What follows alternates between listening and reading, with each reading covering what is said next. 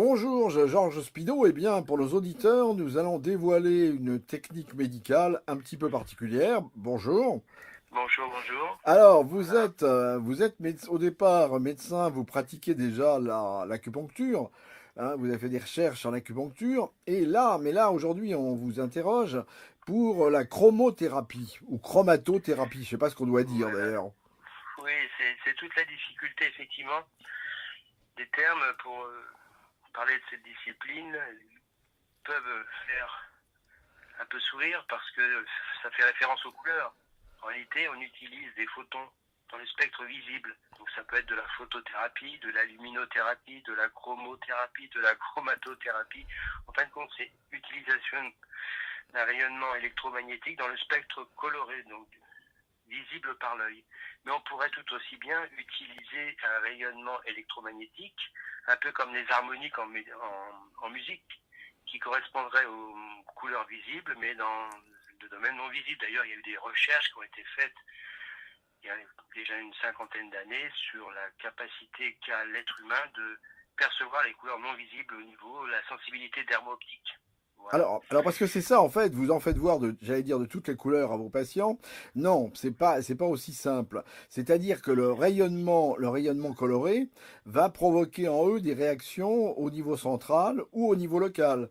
Comment ça se passe? Comment la couleur Voilà, interagit avec le corps? donc l'utilisation du rayonnement coloré dans le spectre visible toujours peut se faire au niveau du revêtement cutané, donc sensibilité dermo-optique, ou peut se faire au niveau oculaire. Et là, on aura des actions beaucoup plus psychologiques, c'est-à-dire l'utilisation par les yeux tout simplement, et la rétine et tout le système visuel. Et sinon, utilisation directe au niveau du revêtement cutané, que ce soit en plage ou sur des points d'acupuncture, parce qu'il faut bien préciser que cette médecine intégrative est issue de l'acupuncture, c'est-à-dire de la médecine traditionnelle chinoise. Au point de départ, nous étions, il y a une quarantaine d'années, 5-6 médecins, des chercheurs à l'école qui s'appelle l'Organisation pour l'étude et le développement de l'acupuncture.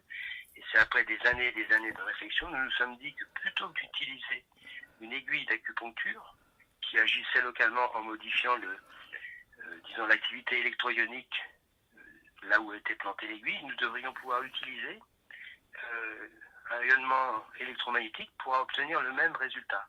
C'est ça le point de départ.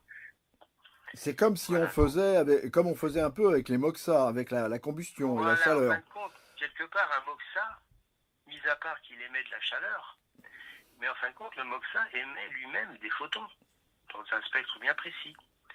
Effectivement, l'idée était là. Et ce qui nous a orienté aussi dans ces recherches, c'est aussi tous les travaux du professeur Nogier, qui est l'inventeur de l'auriculothérapie et de l'auriculomédecine, qui a mis en évidence que des couleurs, des fréquences interagissaient avec le corps. Le professeur Nogier de Lyon, qui a inventé l'auriculothérapie et l'auriculomédecine. Alors, Voilà. quand on vient vous voir pour une pathologie, par exemple, je viens vous voir pour une tendinite du genou, est-ce que vous allez pouvoir me traiter et comment? Alors, effectivement, donc là je précise toujours, nous sommes médecins et diagnostic. Une tendinite, effectivement, c'est un phénomène inflammatoire, rougeur, chaleur, douleur. On peut traiter en complément et on va utiliser une couleur qui est dans le rayonnement électromagnétique du spectre visible plutôt vers les orangés, qui a une propriété anti-inflammatoire au niveau local. Ce que vous pourrez faire sur une poussée aussi d'herpès. Vous voyez, c'est toute la difficulté en chromatothérapie ou en photothérapie, c'est la notion d'analogie. Comme dans toutes ces médecines intégratives, la notion d'analogie. Là, c'est simple. Rougeur, chaleur, douleur est inflammatoire. L'information véhiculée par une lumière orangée va agir sur la tendinite, mais aussi sur d'autres phénomènes inflammatoires. En fin de compte, la couleur n'a pas d'action en elle-même. La couleur est simplement un message qu'on met localement qui va être décrypté par le corps de la façon suivante. Il y a une inflammation, je suis incapable de corriger cette inflammation, corrige l'inflammation. Je le répète, s'il y a une inflammation qui ne se corrige pas et la tendinite qui perdure, c'est simplement que mon corps ne met pas en marche tout le système pour rectifier cette inflammation. En utilisant la couleur orangée, je dis au corps, répare l'inflammation. Et c'est pas la lumière en elle-même qui corrige. C'est simplement une information pour demander une réponse du corps. C'est un stimulant, mais alors, ça me fait penser C'est un une peu. information. Oui, c'est une information. Ça me fait penser un peu à la luminothérapie quand on se met sous la lumière parce que le matin à 7 heures, quand on est fatigué et on considère on a besoin de se ressourcer. Est-ce que c'est le même phénomène? C'est le même phénomène. En fin de compte, on se rend compte de jour en jour. Et ce qu'il y a d'extraordinaire, c'est que de jour en jour, on se rend compte de l'importance de la lumière, du rayonnement électromagnétique. Vous voyez, sur les biorhythmes. Pendant des années, il y a 60 ans, on ne connaissait pas les biorhythmes. Aujourd'hui, on sait que le foie a un biorhythme, que le cerveau a un biorhythme, que le corps a un biorhythme, et que ces biorhythmes sont induits et synchronisés par la pleine lune de printemps. Voilà. Donc il y a un rayonnement électromagnétique. Et de jour en jour, la vitamine D, qui aurait imaginé il y a 100 ans que l'action du soleil agissait sur la vitamine D? Personne. Aujourd'hui, c'est un fait connu. L'action aussi sur la sérotonine, tous ces phénomènes-là sont de plus en plus connus. Et nous sommes vraiment qu'au point de départ de la connaissance de l'interaction de la lumière sur le corps humain. Je pense que c'est vraiment le point de départ, ces années qui viennent de passer. Voilà. Alors justement, bah c'est ça le problème, parce que si on veut se faire soigner en chromothérapie, ou du moins avoir des compléments de soins quelquefois en chromothérapie, comment trouver un praticien?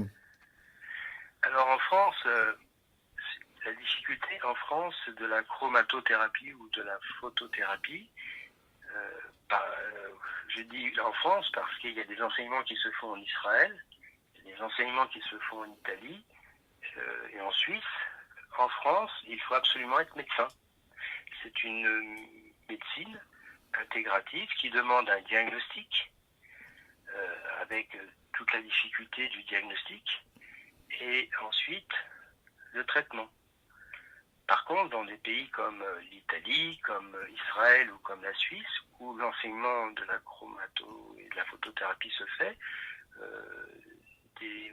comment pourrais-je dire, des thérapeutes qui ne sont pas médecins, mais qui travaillent en complémentarité avec les médecins, peuvent utiliser cette discipline, mais sur indication médicale, ce qui ne peut pas être le cas en France actuellement. Et alors, pour nos auditeurs, on les rassure, ça ne fait pas mal, c'est pas douloureux, ça ne dure pas longtemps, c'est pas. Absolument pas. Absolument pas. C'est une médecine non douloureuse, non invasive et qui a de très très bons résultats par rapport, j'allais dire, à l'acupuncture où il y a un traumatisme avec l'aiguille et qui peut créer une certaine peur. Là, absolument pas. Vous voyez, c'est pas douloureux et très très efficace. Et alors, si on veut en savoir plus, est-ce que vous auriez un livre à nous conseiller? Il y a beaucoup de livres sur la photothérapie, la chromatothérapie, mais les uns comme les autres sont très peu intéressants. Et Ben, nous attendons le vôtre alors. Pardon? Nous attendons le vôtre alors.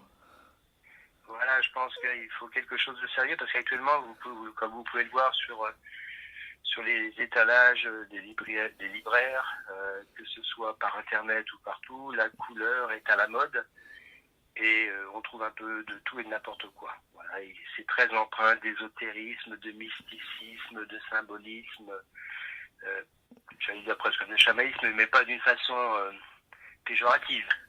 Mais le côté médical, il n'y a pas de livre vraiment médicaux sérieux actuellement sur la chromatothérapie. Donc, Eh ben alors mon écoute. livre est en élaboration.